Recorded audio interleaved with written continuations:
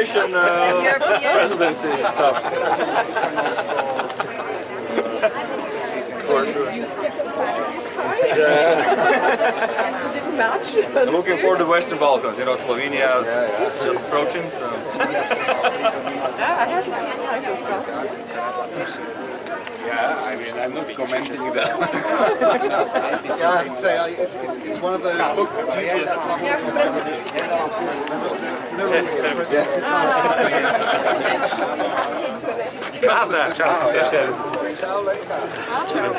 Only the British ones tend to be some of the least good if I remember rightly. Hello. Let's do this. Okay. Ciao. Ciao.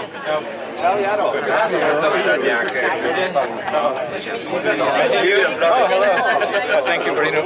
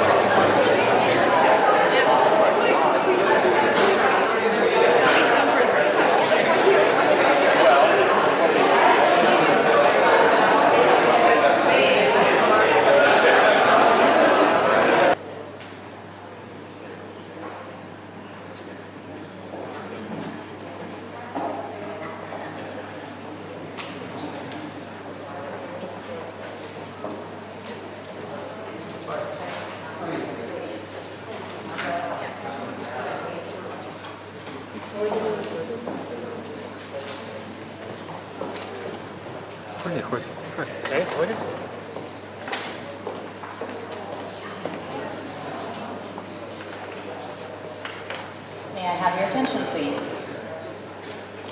Excellencies, honorable ministers, distinguished guests, ladies and gentlemen, good afternoon, and good morning to those that are watching us from Washington or other places in the United States.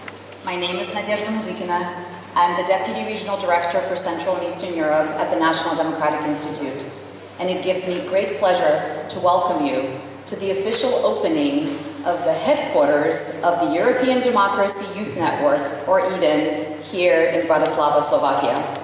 I would like to give a special welcome to Ambassador Brink, Minister Korczak, and Minister Nać. Thank you for being with us. This event should last approximately 1 hour and 15 minutes. And to start us off, I would like to invite Michal Kovac, the EDY Executive Director, for some opening remarks. Michal.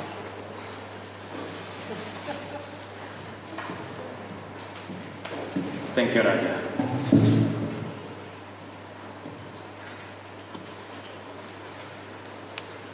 Dear Secretary Albright, dear Minister Korczak, dear Minister Nać, Excellencies, ladies and gentlemen, dear Mr. Representative of the European Commission in Slovakia, it's a great pleasure and an honor to host you.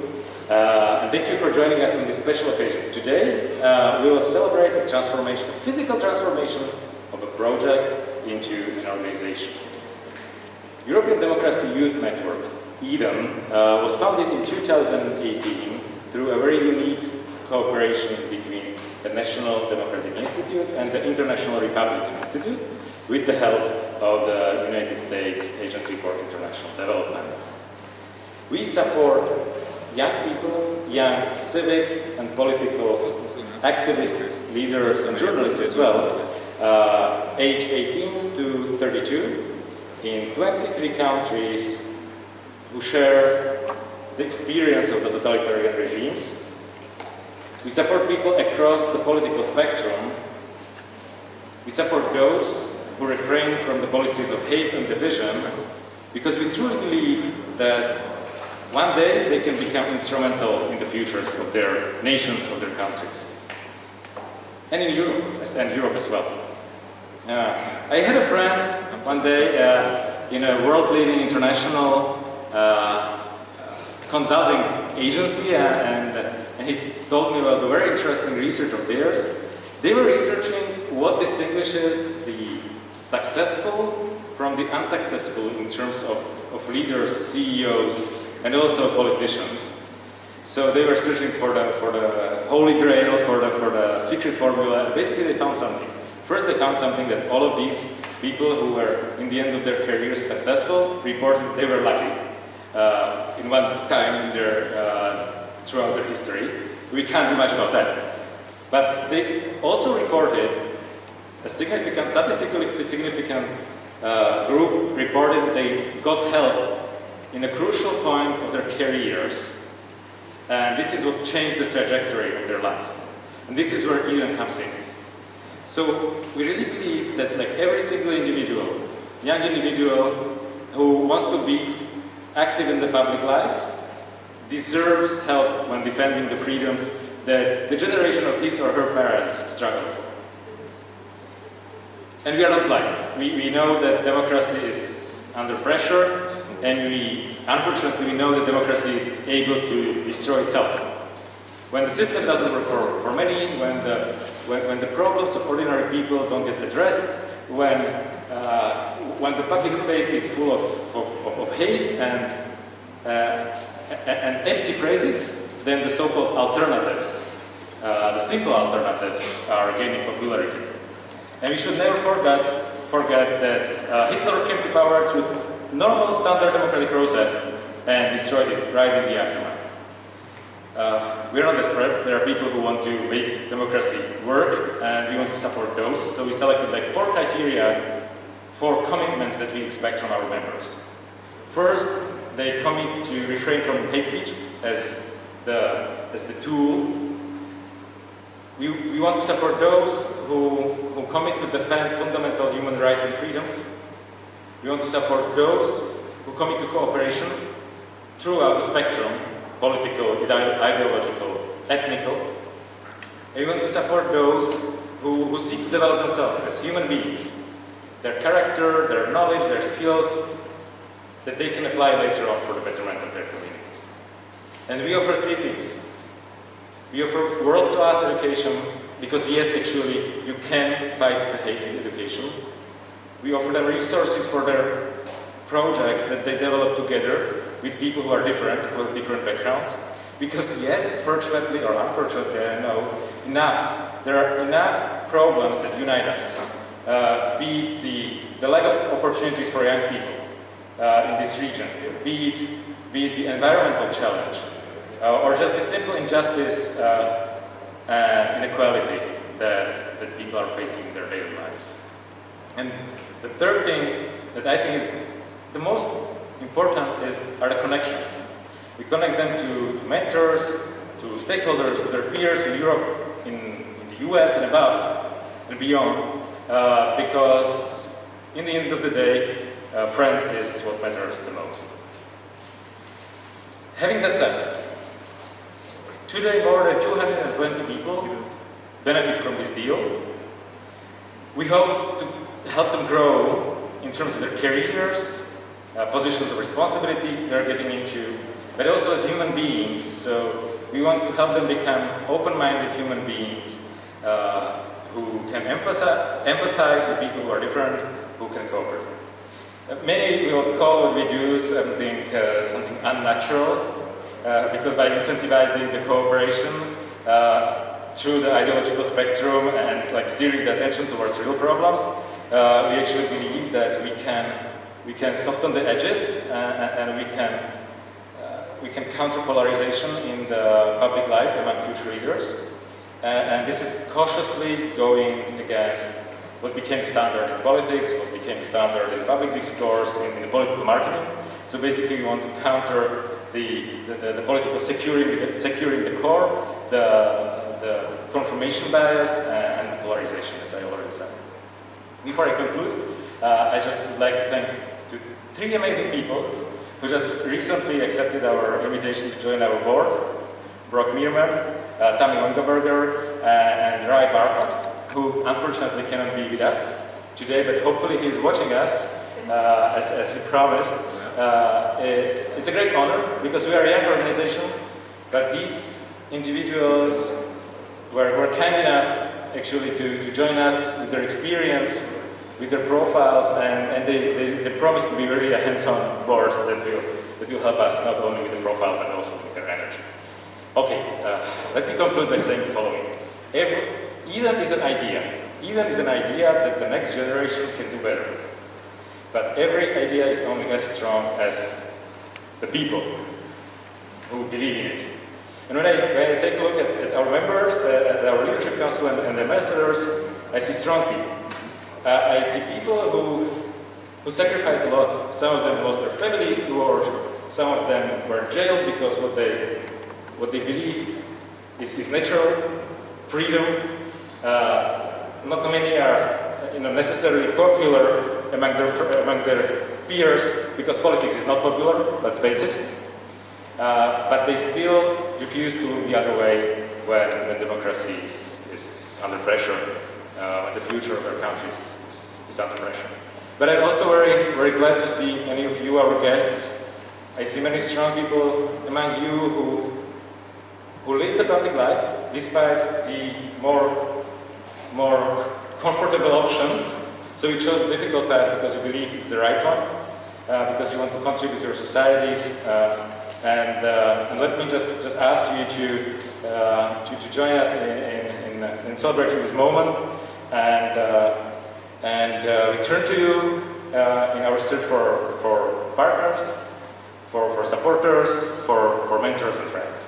Thank you for being with us.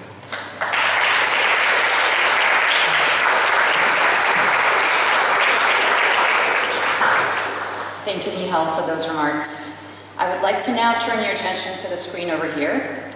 We are very, very delighted that we are able to have Secretary Madeleine Albright joining us live via video.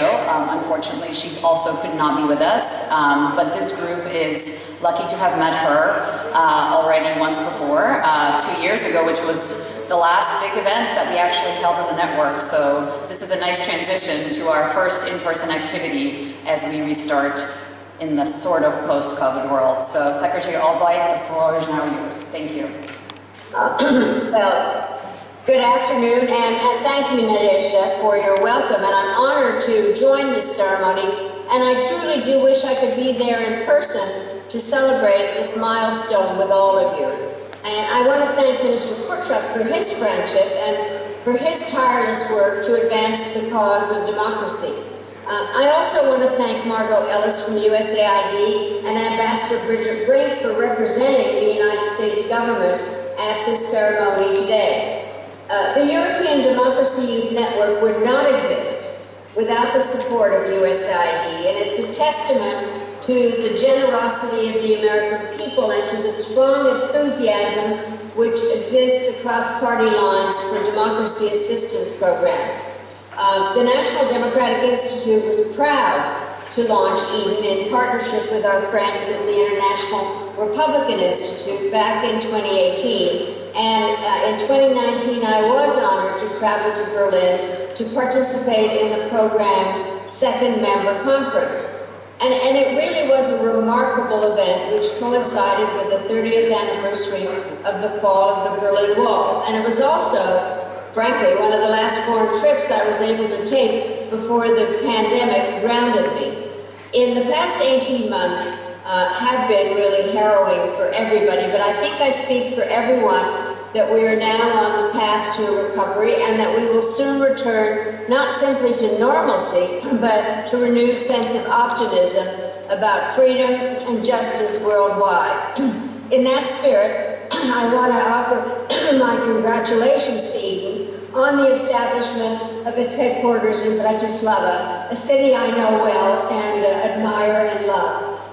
This is an important step towards creating an enduring institution, and it reflects Slovakia's emergence as a leader on issues of democracy and the rule of law. And it also underscores the central role that the youth have to play in any effort to protect and advance the cause of freedom.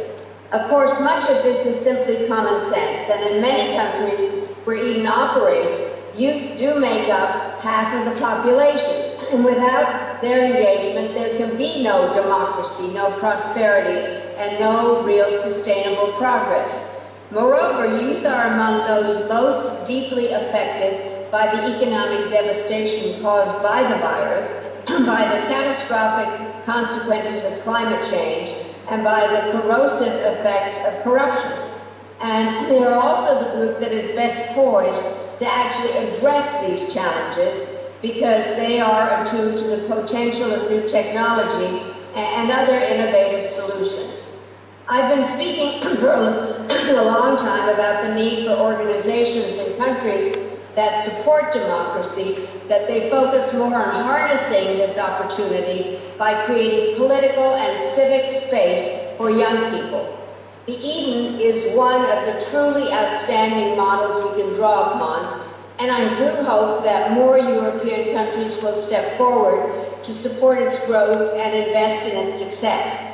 We need to ensure that democracies are reaching a young audience through the employment of new tools and digital platforms, and focus on issues that matter, such as environmental protection. And we need especially work to reach marginalized groups, including ethnic minorities such as Roma and LGBTQ communities. We need to find ways to help democracy deliver for youth by encouraging entrepreneurship and fighting the corruption that keeps the old elites in power. And finally, we need to push back on efforts by illiberal forces in many of the countries EDY members come from to indoctrinate their young populations and limit academic freedom. I've observed that there's hardly ever an inspirational speech that does not invoke an American poet, Robert Frost. And lately, my favorite quote is, "The older I get, the younger are my teachers." There are hundreds of teachers in the European Democracy Youth Network, and I look forward to continuing to learn from them and be inspired by them in the months and years ahead. Congratulations to all of you, and thanks for inviting me to be with you today. And I look forward to a time we can all be together, really, not just virtually. Thank you so much.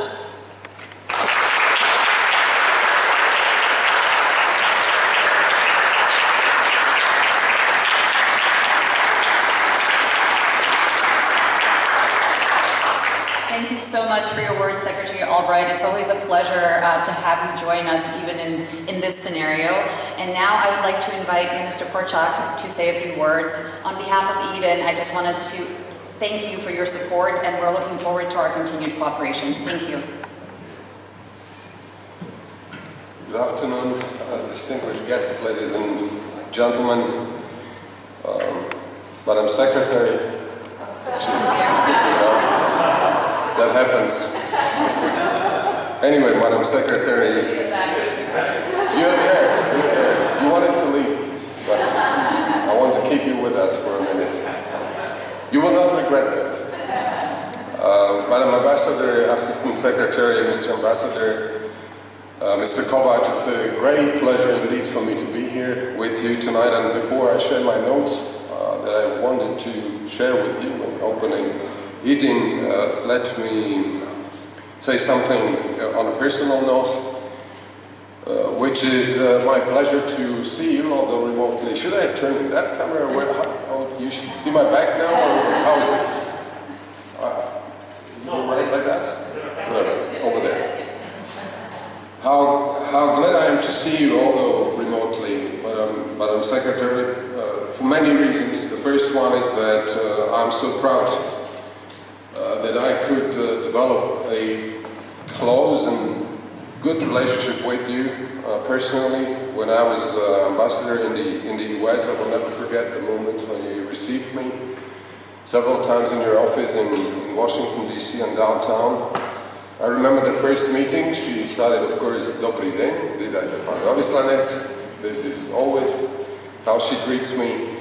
And in her office, I don't know how many of you have been there, but it's such an impressive place, and I will never forget that on the wall that she has in the office, there are two framed in a way pictures. One of them is the decree by which she was nominated and made Secretary of State by President Clinton, and the next one, next to it, is the ticket, it's the boat ticket with which she and her family came to the United States after the Second World War, and where the whole story of her started. Two, I'm so glad that I have this relationship, because always when we speak together, we talk about the most important thing today, which is how to uphold democracy. Because democracy is under pressure. It's under pressure by populists, by extremists, by everybody who is running around and offering the simplistic solutions to most complex societal issues. But she, Secretary of State, she's a beacon, she's a believer in democracy. She, by the way, is the person from which I admit very late learned the very importance of the word oxymoron. Everybody in this room, which is such educated people, you know what oxymoron is, but she used that word. When she criticized what we see in Central Europe, namely crazy people who speak of illiberal democracy, and she, you, Madam Secretary, you said in one of your speeches in Washington, D.C., that this is oxymoron, so one contradicts the other. Today, democracy cannot be if it is not liberal. And I believe we have to remind us of it, of the meaning, because this is how we preserve the type of governance that was established after the Second World War, and which has brought to us, to Western Europe, to Western world, democratic world, prosperity and security. So this is it. This is all about. This is what we have to talk loudly today, because once again, there are people who speak loudly, but media barely pay attention to those who speak about liberal democracy. It's, you know, it's an offense for so many, but there will be nothing without it. And liberal democracy does not mean that, you know, that there are people with green hair and everything. That's part of it. But liberal democracy is rule of law. It's the values to which we should be committed. We should fight for them. And once again, it's about her. It's about Secretary Albright. Now, this is an official opening, and therefore I should share, and I will share with you the formal remarks that were prepared, because they're well structured, much better than what I wanted to say at the beginning. But this I say from my heart. It does not mean that what I'm going to say will not be from my heart. So today in Bratislava is becoming the seat of the European Democracy Youth Network. In other words, the capital of youth activism. I see the faces of those who had their say in this decision, and I'm convinced you did not make it randomly. To the contrary, the decision reflects the story of our country, it reflects what we as a country stand for, and it reflects the quality of our relationship with the United States. Let me first make a short retrospective.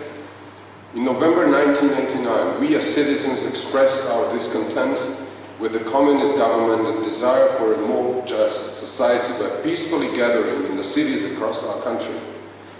Civic activism in its purest form, a struggle of democratic voice in a totalitarian state, with young people in the front and center of the revolution. Later, when Slovakia was losing its integration trajectory, young journalists, together with the flourishing civic society, played a role in ensuring the democratic change.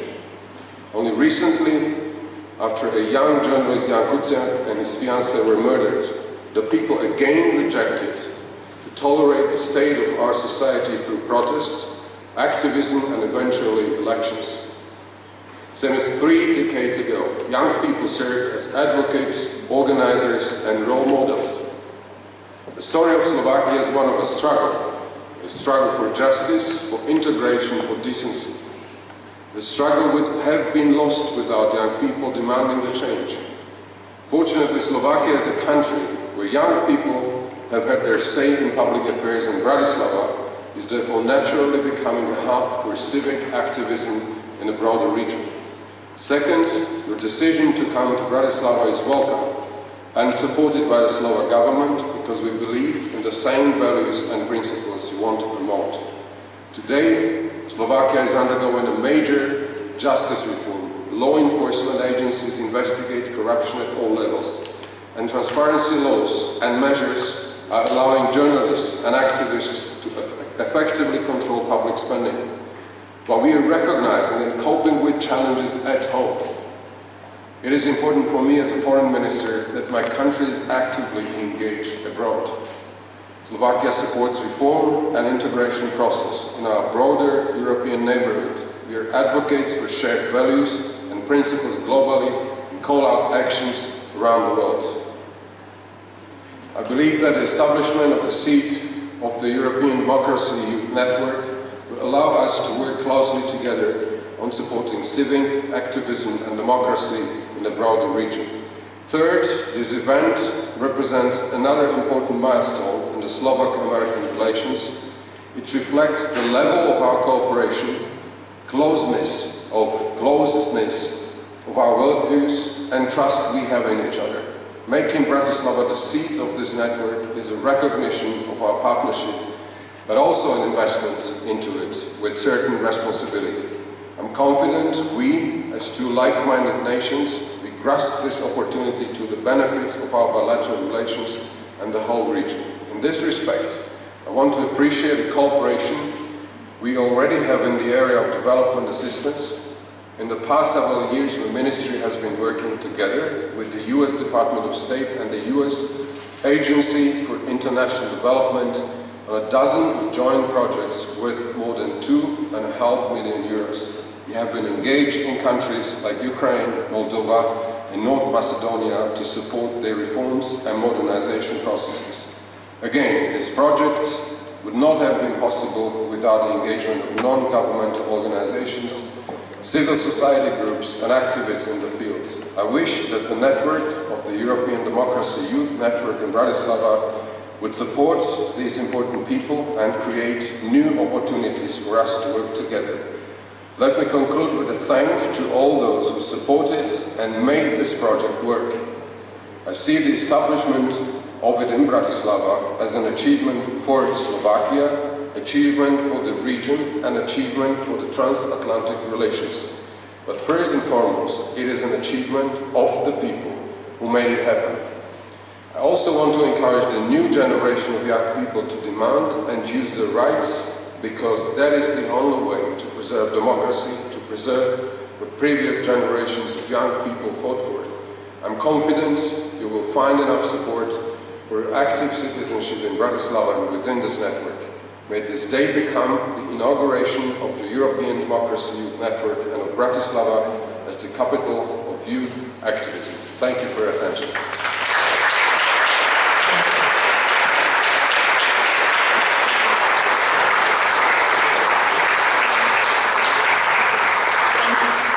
Thank you so much for these remarks. And now we will commence with the official ribbon-cutting ceremony, for which I would like to invite Margot Ellis, Ambassador Bring, Halik Sakic, and Michal Kovac to please come up here. I have special requests by which I will read your protocol. I want this guy. Sure, absolutely. Absolutely, absolutely. Because he's my career on my side. So Michal, please join. In spite of everything. Let's move the ministers to your right, and then please. Halik.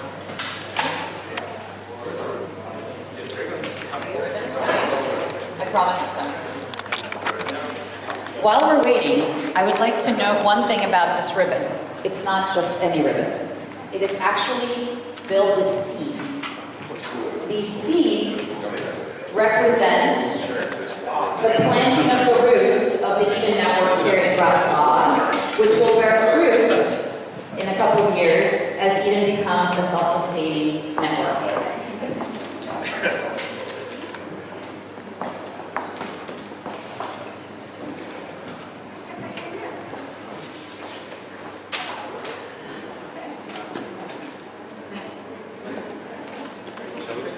I guess we should Yes. go together. Approach. Yes, let's shred the...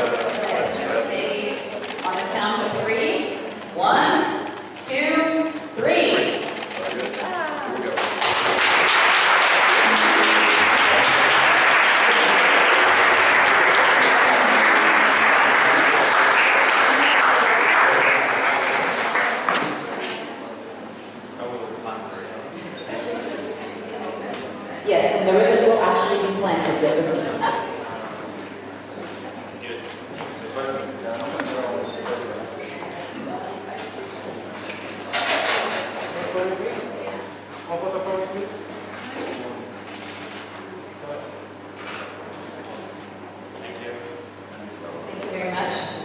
Unfortunately, Minister Korchak has to leave us at this time, but we will continue with the ceremony, and we know that State Secretary Brokskova will be staying on behalf of the Ministry of Foreign Affairs. So at this time, I would like to invite Margot Ellis to stay on stage, and also for Brock Bierman and Monica Zaykova and Danilo Levetsky to please come on stage.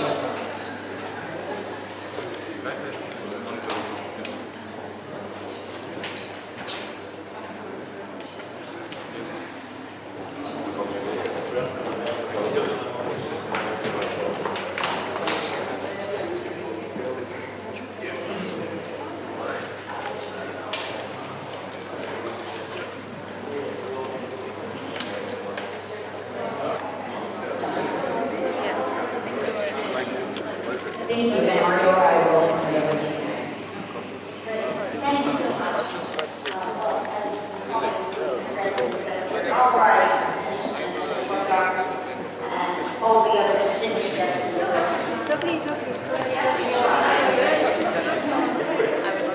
A champion of democracy. Thank you for joining us here today. It's really wonderful to be here in person, Secretary Albright, especially as we emerge from the pandemic, and next time you will be here. It's been a long time coming. So I remember 2.5 years ago when the first cohort of EDY leaders traveled to Washington, D.C. They never met each other before. They came from different countries and from different walks of life. That first group included people who might not typically cross paths. It included aspiring politicians, civic activists, and even journalists. All of them probably had the same question when they boarded their flights to Washington, D.C. What is this EDY? In truth, EDY was little more than an idea at that point in time. USAID had hoped the network could serve as a place for young leaders to connect across languages, across political beliefs, and across borders, to address some of the most fundamental challenges facing their generation. USAID believed that a network like EDY, rooted in respect for liberty, human rights, and civil debate, could be a part of the solution to both youth-oriented challenges like lack of career opportunities, to the more expansive and broader crises like eroding faith in democracy. It could also serve as a platform for young people to advocate for what they believe and what they care about. If enthusiasm was waiting for civic engagement, EDY could be the answer. I want to acknowledge that we wouldn't be here today cutting the ribbon on EDY's first headquarters without the energy, drive, and collaboration of the EDY members themselves, many of whom are here today. They took the initial vision and made it concrete, and literally in this case. Of course, I want to recognize my friend and former boss, Brock Bierman, EDY's founding father, for providing the vision for EDY and for providing the leadership and energy for EDY to grow. Today, EDY members are in the lead, defining the network's priorities, expanding its memberships, and seeking new partners. From those initial members, EDY is now a multinational organization with over 230 members in 23 countries. Today symbolizes a new stage in EDY's evolution. Thanks to the commitment of the Slovak Republic, U.S. Ambassador Brink, EDY has now a centralized hub to plan the network's future. While we all know that EDY's strength will always be in its members, the bonds between them, the common values they hold, a headquarters will be a gathering place, that home from which EDY's growing community of young people can debate, learn, and thrive. And I know that the Leadership Council is eager to get started. That enthusiasm will translate into a wealth of new initiatives which respond to the many collective challenges of our time. Today is a day to celebrate, but it is also a day to envision a new future for Eden. While we appreciate the important milestone that we're celebrating here today, we should keep our eyes on the road ahead and how we can all contribute to Eden's further success. And that includes new efforts to reach out to potential partners who share Eden's commitment to renewing democracy and admire its youthful energy and enthusiasm. If you believe in democracy, human rights, and freedom, if you are concerned with the threat of creeping authoritarianism, if you believe what unites us is stronger than what divides us, please consider partnering with Eden. The pandemic has painfully reminded us that the challenges of our time do not recognize borders. Today's problems are not restricted to one country, or one party, or one belief system. The world is at once porous and interdependent. The solutions to the challenges of our time will require cooperation across our divisions and across our borders. Young people committed to public service, civil dialogue, and democratic processes and values could be the key overcoming these divisions. And that's the hope and promise of Eden. May this space inspire its dynamism and foster its growth. Thank you once again to the government of Slovakia for hosting Eden, and thank you to everyone who joined us here today on this auspicious occasion. I look forward to hearing from Eden members about their vision for the future of the network. And now let me turn it over to my friend, Brock Learman.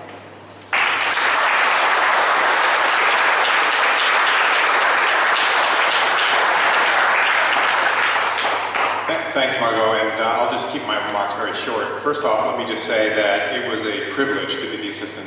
I would argue that today, there has never been a time that's more important for an organization like Eden.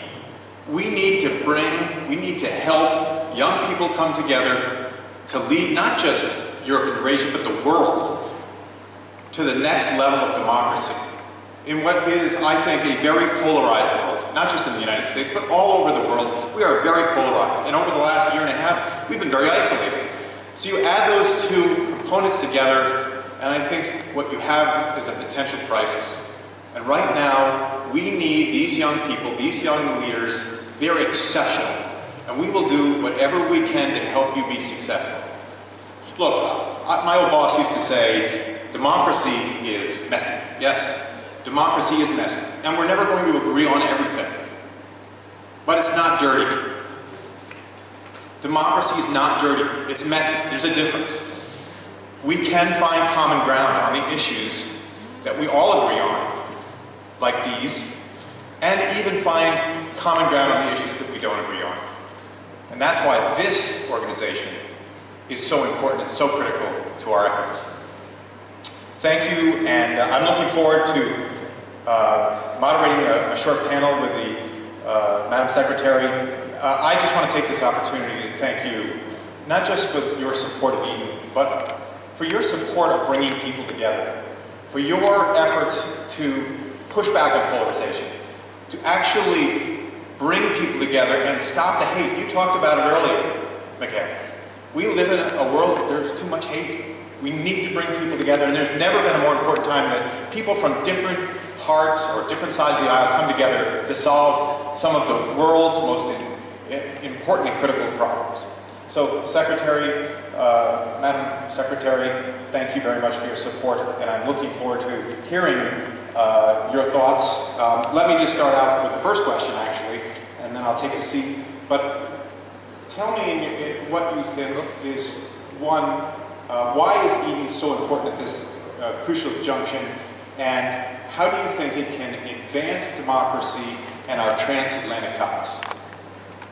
Well, thank you very much, Brock, and for all the work that you've done and your continued interest in all of this. I am delighted to be able to participate in this session, and very happy that it is in Bratislava, and that the Slovaks are being recognized for their incredible movement forward in terms of the rule of law and the things that are going on in Slovakia. I think that why this is important now is because the world is a mess. That's a diplomatic term of art. And there are a lot of divisions. I'm very troubled by them. I am very troubled by the rise of hyper-nationalism and a way that one identity dislikes another, that there are divisions economically, that the pandemic has raised all those issues even more. And therefore, I really do think that the next generation, those that have a stake in the future, who understand modern technology, who know how we need to work together through an organization such as EDY is just absolutely essential. There's no question. And as I mentioned in my remarks, more than half of the population in the world are young people. And the option is to check out and not be interested. I prefer the option that we see in EDY, where there is very deep involvement and understanding. And I think the understanding, as you read the 10 principles of EDY, I think are very important because they do have to do with inclusion, but understanding the differences and being able to speak to people with whom you disagree in a civil way. And that is an important part. And I also do think that the fact that there are members from a number of different countries is important, because that will then create networks of people who understand each other, who have worked together, who understand the importance of international cooperation, instead of being into hyper-nationalism and that oxymoron, illiberal democracy. So I'm delighted to be here, to be able to participate in this panel and to be here to celebrate this anniversary. Thank you, Madam. Thank you, Madam Secretary. Can you hear me? I think my microphone. Okay, there we go. Thank you. Now let me introduce Monica from North Macedonia and Daniela from Belarus. And let me just start out by asking you, how has EDY helped you? We'll start with you, Monica. Okay. I hope it works. I will start that there are three types of people. The first one are those who are letting things happening around them and they're not doing anything. We have the second one who do know what is happening in the society, but they're not taking any kind of actions. And the third are people who make things happen, the change makers. So I think that even people are in the third category of people, and I'm very proud of that.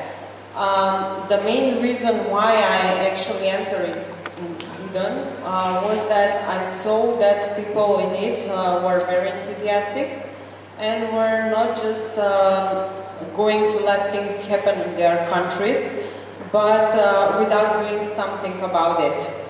So I could say that EDY is a very good network for connecting this kind of young leaders, of young people, so they could work together through changing experiences, creating together ideas, mutual support, and so on. Personally, for me, I will say that the most important thing that EDY has done for me is that make me more self-confident in front of the party and in front of the potential voters when I running my campaign. And it helped me break my fears of public speaking, and also it gives me a network of international support that I could show in my country. Also I want to add that media trainings and social media trainings that we had, it helped me a lot to make my marketing strategy more effective during the campaign. So, not to take the time, if you want to learn something or educate yourself, and if you want to develop yourself, the right place to be is EDY, definitely.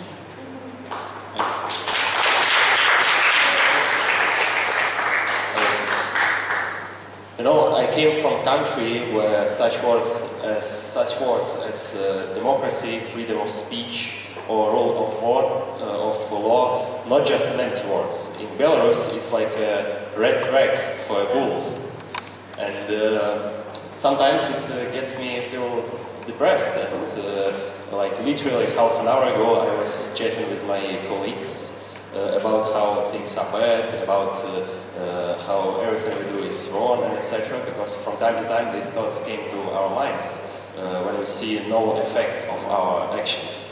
But thanks to EDY, I can see examples of European authoritarian states becoming full members of Western society, members of European Union, such as Slovak Republic do, for example. And it motivates me actually, and it makes me feel like proud of what I'm doing. The second point is I could like feel on myself what solidarity is, because like last year I had to flee Belarus, and I came to Ukraine because it was like the easiest way to flee Belarus actually, and I knew for sure that I can meet other EDY members in any European state, and I can get support from it. And I actually had support of my Ukrainian colleagues, and I'm very glad that I had this opportunity, and many young people now are getting support, and I think that like we can appreciate the EDY network for that. And yeah, that's how EDY worked for me. It actually literally helped me, and at the same time I feel good for being like, for feeling motivated for like participating in such events, and have a talks with people from the countries which actually made it. So thank you. That's it. Thank you.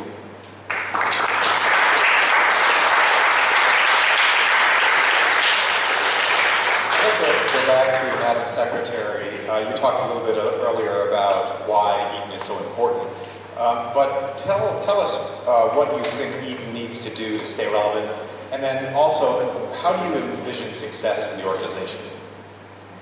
Well, I do think that things are changing very rapidly, and therefore there has to be a consciousness of the EDY membership of how to deal with the constant changes. It's never been more rapid, frankly, and a lot of that obviously has to do with changes in technology. And I do think, as I mentioned earlier, the capability of the younger generation to master technology rather than have technology master them is one of the really important aspects of how to stay relevant and try to figure out how, in fact, the modern methods of communication can be important and helpful and not be used in terms to divide us, but to unite us. But I do think that every organization has to be very conscious of changes and how to keep that relevance. And that is truer than ever at this moment, and which is why I think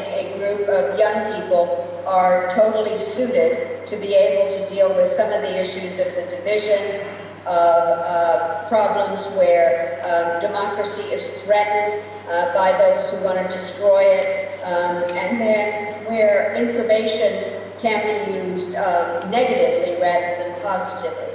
I think one of the things that's going to be very important in terms of maintaining not just the organization, but also as a measure of success is, as, believe it or not, the people with you on the stage are going to get older. And they will be the next generation of leaders. And I think an awful lot is going to be important in terms of mentorship to the next group of people.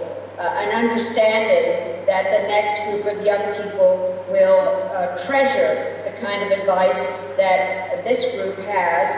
And for me, the success will be if we see that kind of mentorship taking place, the adjustment to change and mentorship to the next generation. Thank you. Now let me come back again to Monica and Della and ask exactly how you foresee the future of EDY. What do you think the organization will look like in, say, 10 or 20 years? What's the future for you? I think that future Eden will be able to provide the same resources and support that gave it to me to more young people who want to make changes in their countries. Because you know, we need to provide opportunities to the young generation, so they could be more encouraged to do changes, to work for democracy, and to be more loud. We all agree here that youth is the future in each country, but I will also add that they are our presence as well, and we need to invest a lot in them. I could say that I'm a proof that Eden can build up young leaders, because when I entered in Eden, I was just president of the youth wing of my party, and now I became vice president of the party and member of the parliament. So in 10 years from now, I hope we will see alumni from Eden governing their countries or leading their parties with the same values that brought us here together, firstly as a family. Because, you know, if you want to, the best way to predict the future is to create it, and I stand up for a future where the young generation is active and is making changes in their countries. Thank you.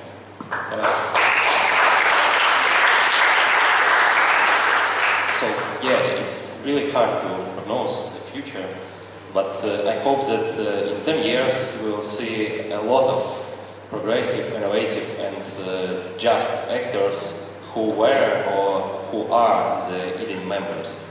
And I truly believe that we are here to share the best practices of how to organize our societies of our homelands in a better way. And I truly believe that we have to apply this knowledge when we come back to home, and we'll see who of us are going to be a change makers of our region.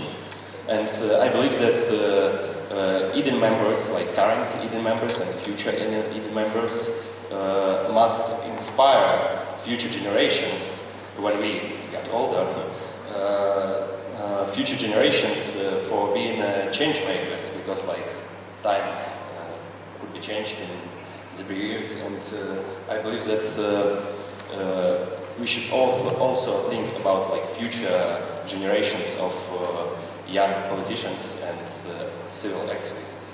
So yeah, I believe that we will see the positive impact of our work which we do now, and I truly believe that we will see even the positive impact of this very event. So yeah, it's definitely worth it. So thank you. I think we should be thanking you. Look, we live in a very difficult atmosphere in the political service and the public service, if you will. Running for office is not easy. Stepping up to the plate is a very special contribution that you're making to not only your community but to your nations and frankly all of Europe through this effort.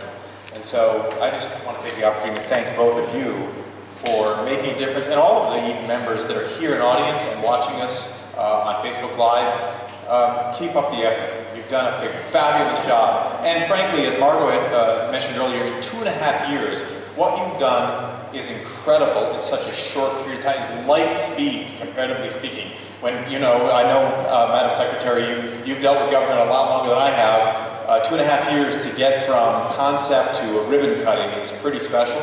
And that's because it was a team effort of all the young political leaders that have made this happen. And with that, I want to give Madam Secretary the last word in how you see the future of EDY. Well, just listening to our young leaders makes me realize that we are in good hands, and that those who are determined to make a difference and then to run for office, which as you point out is not simple, and then take the responsibilities of those offices seriously, not just to kind of be all about your own personality, but the fact that you are making a difference for your generation and the next one.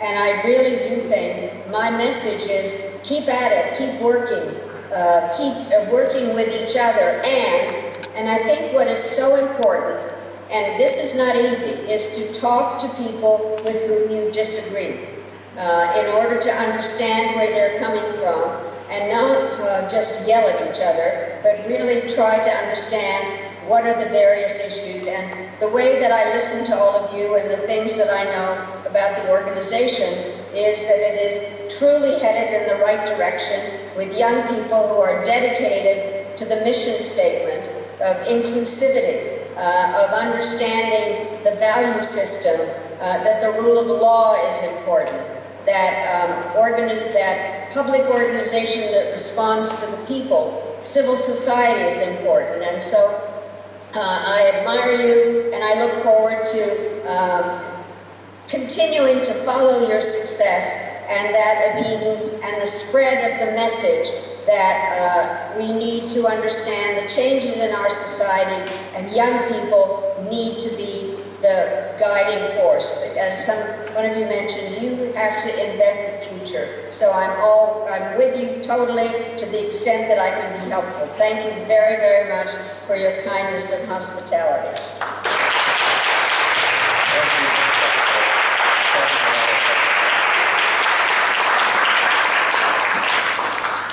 Let's give another round of applause to our panelists and our moderators. Special thanks to Secretary Albright for joining us. This concludes the official portion of our ribbon cutting ceremony, so I would like to thank everyone who joined us today here in person or via Facebook Live. And now I would like to invite everyone, sorry. I'm so sorry. I'm so sorry. I apologize. This is what 2 days of working will do to me. I would like to invite one of our board members, esteemed board members, Tammy Longaberger, to please come up.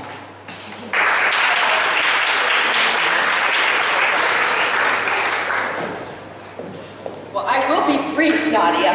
Sorry. Very quick. No, we're just a couple of us standing between you and that beautiful garden. So thank you so much, Nadia, and all of our colleagues at NDI, USAID, and of course, hello to all the IRI team around the world watching. I have the privilege of introducing to you U.S. Senator Dan Sullivan. Many of you you can Google, read about him and what he stands for politically, but I thought I'd tell you a little bit about him as a person and his journey to becoming a U.S. Senator. He graduated from Harvard and then went to Georgetown Law School, became a lawyer, joined the United States Marine Corps in active duty from 1993 to 1997. And since 1997, it continues to this day to be a colonel in the military reserve for the United States. Since 2015, he's represented the state of Alaska as the United States Senator. He is, let's see, I would say it was around 2000, I think it was 19 that Dan became the IRI board chair with the blessing of Senator John McCain, late Senator John McCain, who of course you all know this part of the world meant so much to Senator McCain. And I can tell you as a board member, Dan Sullivan cares very much about this part of the world. He will be personally interested in the work of EDY and our progress over the next few years. To all my colleagues, I'd like to introduce a special recorded video from U.S. Senator Dan Sullivan.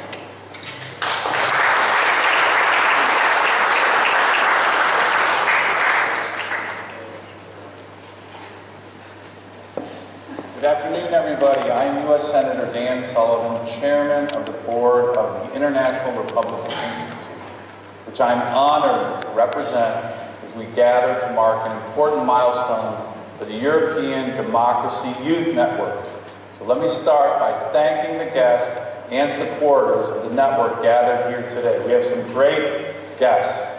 His Excellency Ivan Korchak and our host at the Ministry of Foreign Affairs of Slovakia, Ambassador Brink from the U.S. Embassy, Acting Assistant Administrator Ellis and USAID, and members of the EDYN board, Brock Bierman, Tammy Longaberg, and Rai Barka.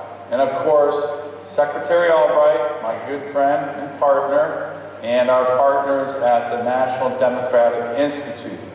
But I'd like to reserve our biggest thanks to the members of EDYN's Leadership Council.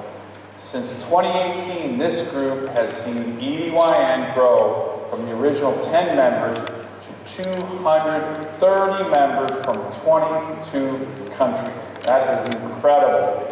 Your hard work shows us what can be accomplished when dedicated people reach across the aisle and work together on a common goal. In Albania, you organized nationally televised debate tournaments. In Bosnia, you organized a Get Out the Vote youth vote in a city that hadn't seen elections in 12 years.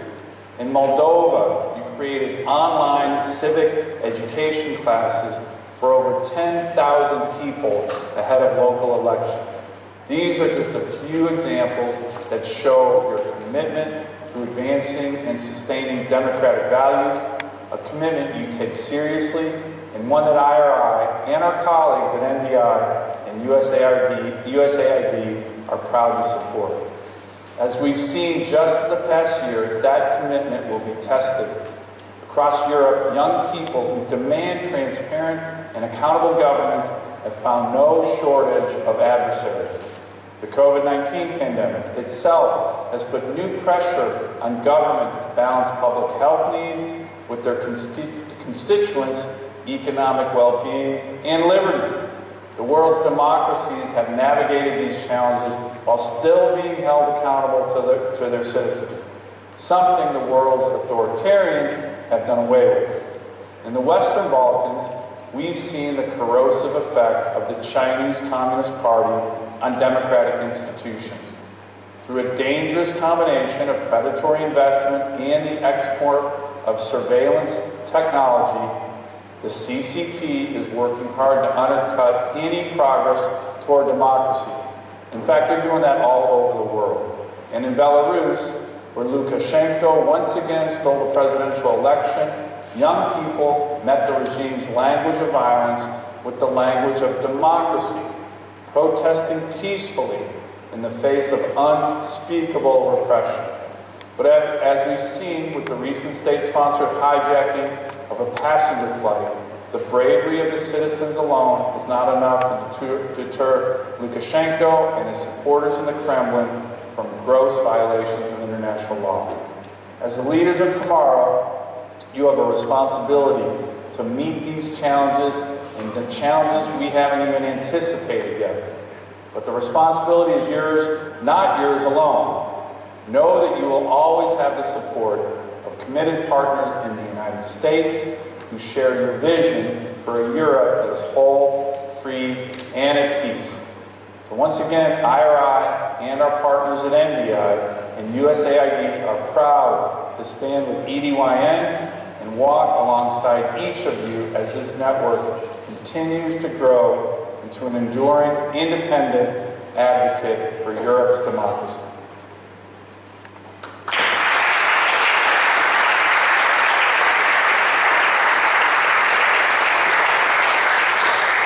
Thank you to our speakers, and I apologize again. Now is the official conclusion of the ceremony. So thank you to our guests, virtual and in person.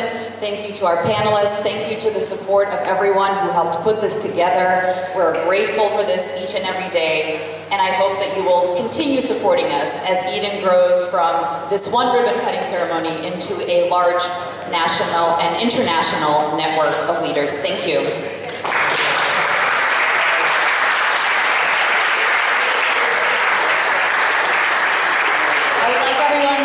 To go out to the garden for a lovely cocktail hour. There's also going to be a press conference, and my colleagues will direct those who are participating to the right room.